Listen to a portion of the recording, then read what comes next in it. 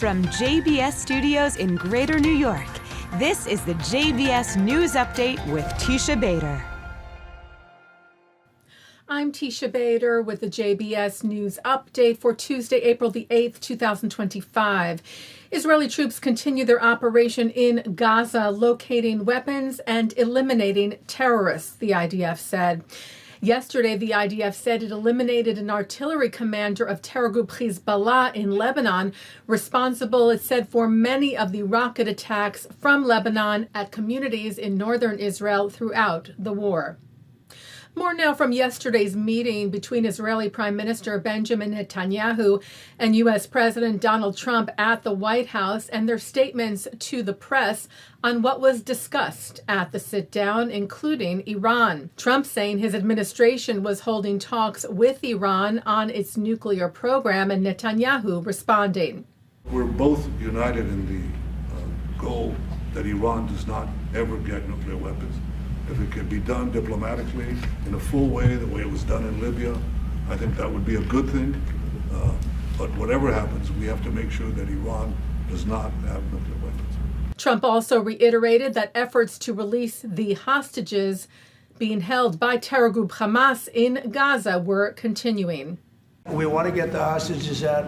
The Israeli people want the hostages out. More than anything, they want the hostages out. This man is working very hard with us to do that. I mean, I don't know. I hope he's being appreciated because he's been a great leader. He's working very, very hard on the hostages and many other things. And there are plenty of things you have to work on. It's a tough place in the world. I have a good partner. Yeah, you do have a good partner, and so do we. We're working very hard on the hostages. The Prime Minister shared the clip, writing, "We will continue to do everything to return all our hostages."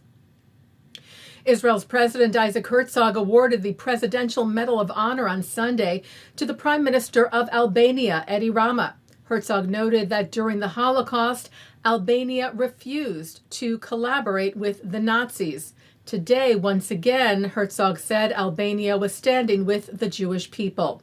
Herzog said of Rama, just as he stood at the podium of the UN General Assembly with a yellow ribbon pin on his heart, he has stood with Israel as we continue to fight against terror and as we continue to work and call for the immediate return of our hostages held in brutal captivity in Gaza. And hostage families met at the United Nations in New York City yesterday with Secretary General Antonio Guterres, who wrote of the meeting that he listened to their searing stories of pain and grief. Writing, "I condemned Hamas for their brutal kidnapping and horrible treatment. I expressed my condolences to the families of those killed and reiterated my call for all hostages to be released immediately and unconditionally." The 59 hostages who remain captive in Gaza have now been held for 550 days.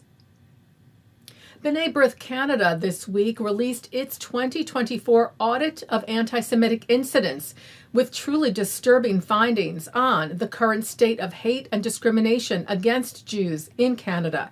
Here's COO Judy Folds with more. The 2024 audit is here, and the numbers are staggering, from shots fired at Jewish day schools and firebombs thrown at places of worship, to the proliferation of spray-painted Nazi symbols on businesses and public buildings, to the scrawling of derogatory and dehumanizing words on city streets. 2024 solidifies a deeply disturbing pattern.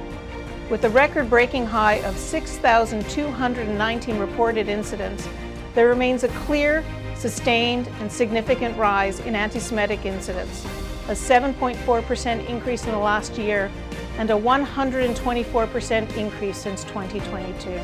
B'nai B'rith Canada said the numbers were absolutely shocking and a wake-up call for Canada. The Anti-Defamation League saying, in response, we continue to see a global anti-Semitism crisis. The data supports it.